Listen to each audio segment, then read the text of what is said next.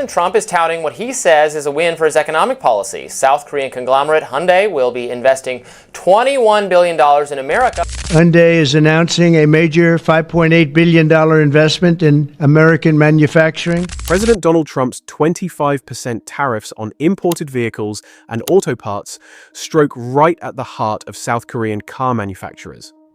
For South Korean giants Hyundai and Kia, with 65% of their American sales coming from imported vehicles, the stakes couldn't be higher.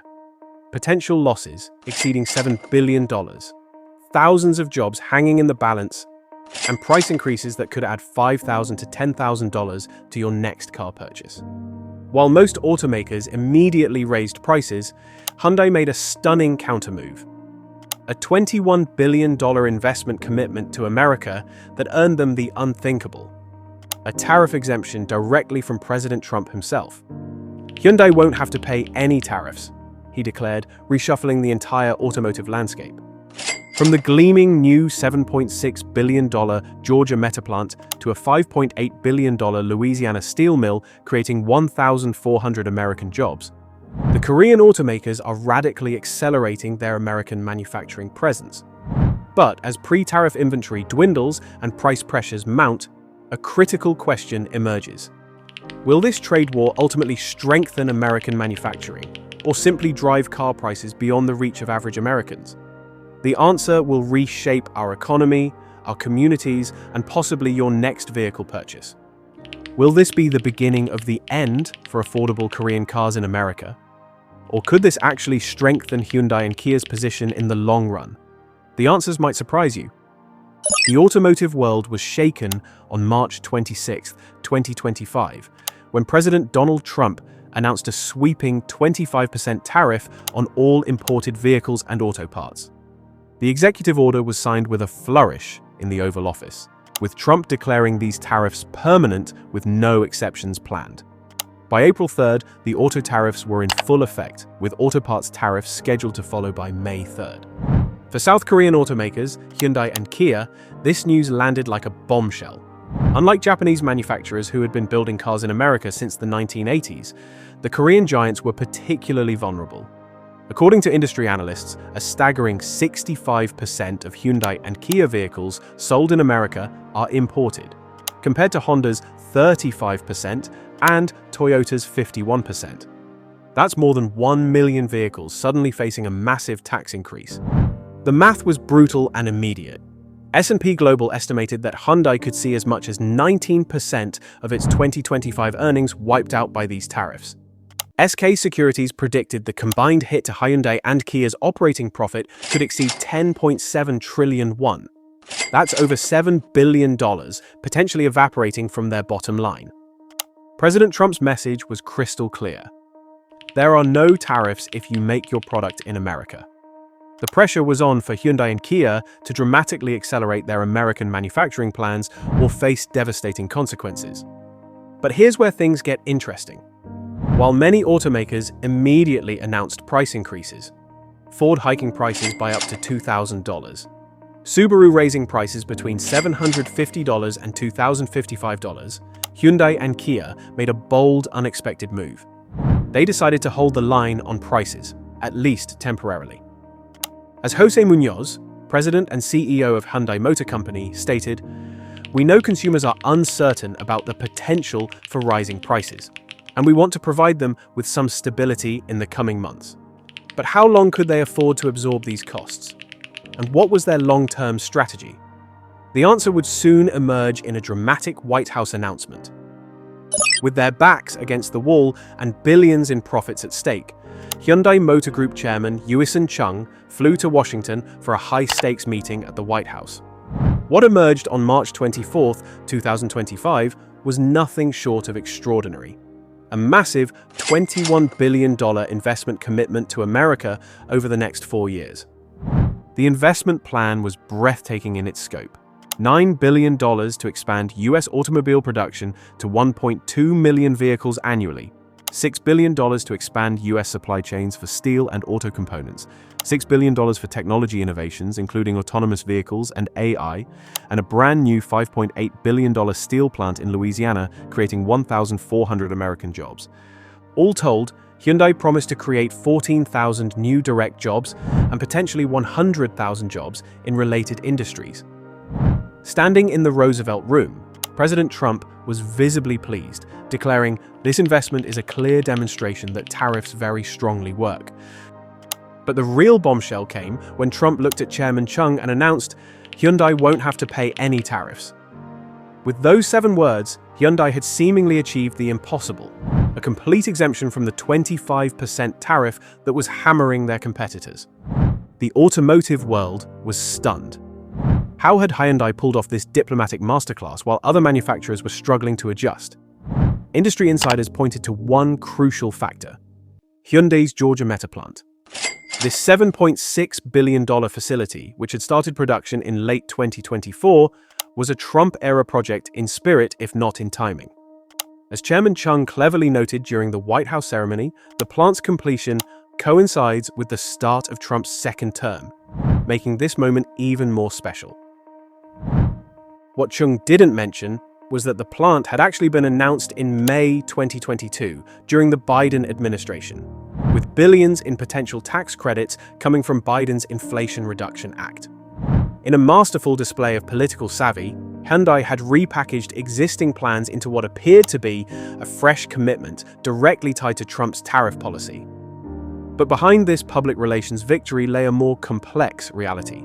The Korean automaker still had a massive challenge ahead: how to actually transform its US operations to match its ambitious promises. And what would this mean for the thousands of workers at its existing facilities? Beyond the handshakes and photo ops at the White House, Hyundai and Kia faced a monumental task: transforming their American manufacturing footprint at breakneck speed. The companies had committed to producing 1.2 million vehicles annually in the US, up from their current capacity of approximately 700,000 vehicles. The cornerstone of this expansion was the gleaming new Hyundai Motor Group Metaplant America in Elabel, Georgia. Constructed in under 2 years, this state-of-the-art facility began producing the Ioniq 5 electric vehicle in late 2024, with plans to add 5 more EV models across the Hyundai, Kia, and Genesis brands. The initial capacity of 300,000 vehicles annually could potentially expand to 500,000 units. But there was a problem. Despite the impressive numbers, the Metaplant was still ramping up production. In March 2025, it shipped just 8,674 vehicles, 6,292 Ioniq 5s and 2,382 Ioniq 9s. Scaling up to full capacity would take months, if not years, and the tariffs were already in effect. Meanwhile, Hyundai's Alabama plant and Kia's facility in West Point, Georgia, were already operating near their maximum capacities. Hyundai builds the Santa Fe, Santa Cruz, and some Tucson models in Alabama, while Kia produces the Telluride, some Sportage variants, EV6 and EV9 in Georgia. But the majority of their popular models, including the Hyundai Elantra, Sonata, Palisade, and Kia's K5 Carnival and Seltos, were still imported from Korea.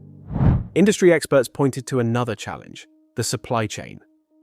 Even American-made vehicles contain imported parts, with the Department of Transportation's data showing that every 2025 model sold in the US gets at least 15% of its parts from outside the country. For Hyundai and Kia, this percentage was much higher, making them vulnerable to the May 3rd auto parts tariffs. To address this issue, Hyundai announced plans for a $5.8 billion steel plant in Louisiana, their first steel mill in the US, to produce 2.7 million tons of steel annually. This vertical integration strategy would shield them from parts tariffs while creating jobs in America. But transforming global supply chains takes time. As Kia CFO Kim Sung-joon admitted during a January conference call, we're planning to hedge against the increased expenses through price increases and production cost control. This brings us to the critical question: how long could Hyundai and Kia hold their prices steady while absorbing billions in tariff costs? And what would happen when their pre-tariff inventory eventually ran out? By June 2025, the pressure was becoming unbearable. Most major automakers had already raised prices. Mitsubishi by 2.1%, Ford by up to $2,000, Subaru between $750 and $2,055. Even Ferrari announced a 10% increase on models like the 296, SF90, and Roma. Yet remarkably, Hyundai and Kia continued to resist. They had stockpiled 3 to 4 months' worth of inventory in North America ahead of the tariff implementation, allowing them to temporarily shield consumers from price increases. Hyundai had publicly committed to maintaining their current manufacturer's suggested retail price structure through June 2nd. But by late May, the signs of strain were showing. Bloomberg reported that Hyundai was planning a modest 1% increase on MSRPs across its US lineup, with additional increases in shipping charges and fees for pre-installed accessories. This careful approach suggested a company trying to balance competitiveness with financial reality. The stakes couldn't be higher. According to insurance data firm Insurify, Hyundai and Kia were projected to face price increases of 22% and 21% respectively due to tariffs, the highest among all automakers except Buick.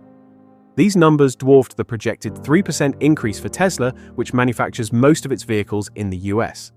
The impact on affordable vehicles was particularly stark. A Hyundai Venue, with an average list price of $24,000, could see its price rise to $28,500 under the full impact of tariffs, pushing it dangerously close to the psychological $30,000 barrier for entry-level vehicles.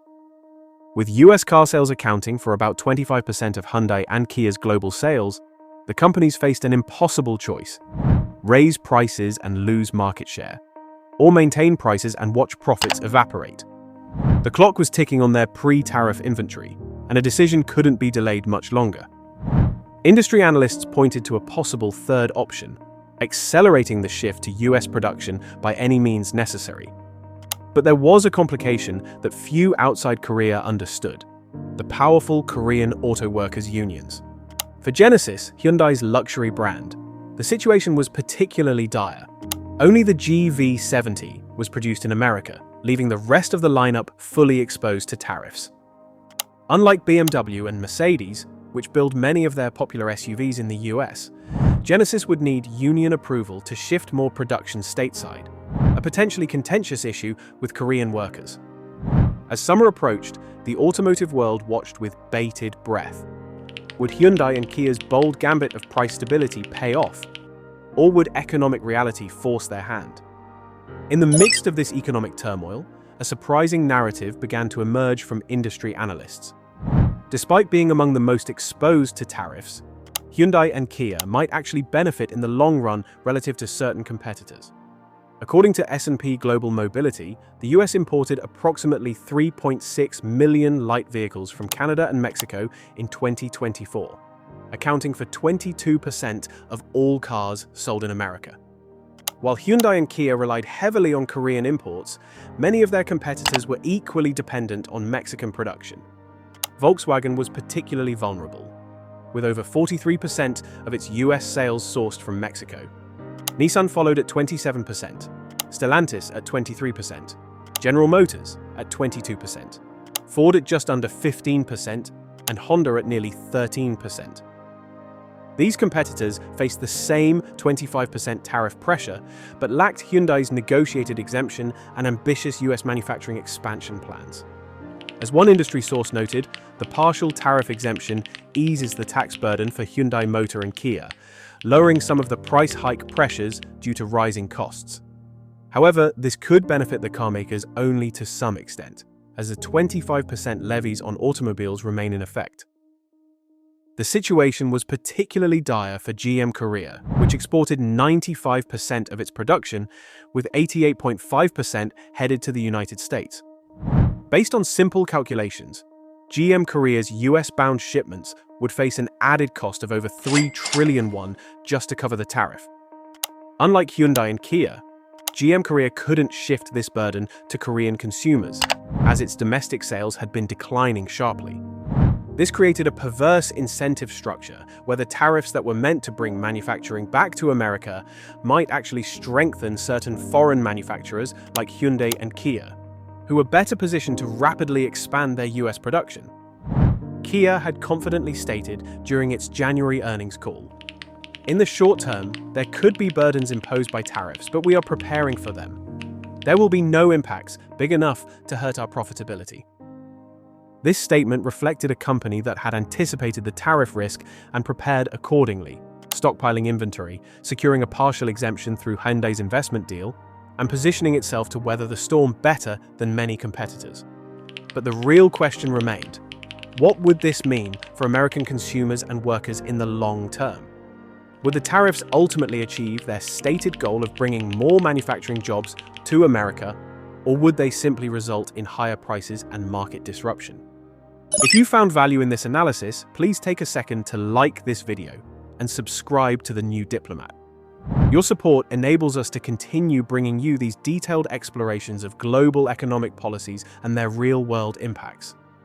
Now, let's explore the human side of this complex story. Behind the corporate strategies and macroeconomic policies lie the stories of real people, the workers, dealers, and consumers caught in the crossfire of this trade war. For the 100,000 employees directly working for Hyundai and Kia, plus the roughly 240,000 in related industries across Korea, the tariffs created profound uncertainty. Would their jobs be secure if more production shifted to America? The Korea JoongAng Daily reported that the tariffs could potentially lead to a full withdrawal from Korea for some manufacturers, threatening livelihoods and communities built around the auto industry. In America, the story was different, but equally complex. Hyundai's promised 14,000 new jobs, particularly the 1,400 positions at the new Louisiana steel plant, represented opportunity. But these jobs would take time to materialize, and the transition would not be seamless. Car dealers found themselves in an impossible position. With pre-tariff inventory dwindling and uncertainty about future pricing, they struggled to provide clear information to potential customers. As one industry expert noted, MSRPs are one thing and dealer prices for consumers are quite another. The gap between sticker price and actual transaction price widened as dealers tried to manage their own financial exposure. For American consumers, the impact was direct and painful. Insurance firm Insurify projected that the average price increase across all vehicles would be approximately $5,000 to $10,000 out of the gates due to the tariffs. This put car ownership further out of reach for many Americans already struggling with inflation and high interest rates. Adding insult to injury, car insurance premiums were projected to rise by 19% due to the higher cost of replacement parts, creating a double financial hit for consumers. The situation was particularly acute for buyers of affordable vehicles. Hyundai and Kia had built their American success on offering feature-rich vehicles at competitive prices. The Hyundai Venue, Kia Soul, and similar entry-level models had provided access to reliable modern transportation for millions of Americans. With these vehicles potentially crossing the $30,000 threshold, many buyers would be priced out of the new car market entirely. As one car dealer put it, sub-$30,000 compact SUVs and crossovers that are the most popular are almost all foreign-made, with the exception of one or two, so they'd all be subjected to the 25% tariffs. The human consequences extended beyond the immediate financial impact. The uncertainty created by rapidly changing tariff policies made it difficult for both companies and individuals to plan for the future. Investments were delayed, hiring frozen, and major purchases postponed as everyone waited to see how the situation would evolve. In this climate of uncertainty, Hyundai's executive chair, Yoo-sun Chung's New Year's address from January 2025 seemed particularly prescient. There is no need to be intimidated by uncertainties ahead, because without challenges, we risk becoming complacent, which presents a bigger danger. Challenges can sharpen awareness and drive action. But for the workers, dealers, and consumers caught in the middle, these challenges represented real and immediate threats to their financial security and future plans. As we look to the future, the impact of Trump's tariffs on Hyundai and Kia is still unfolding. But several key trends have emerged that will shape the automotive landscape for years to come. First, the tariffs have accelerated Hyundai and Kia's transformation from import-dependent brands to major American manufacturers.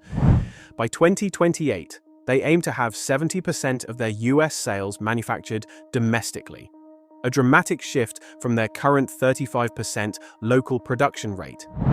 This represents not just a change in geography, but a fundamental restructuring of their global business model.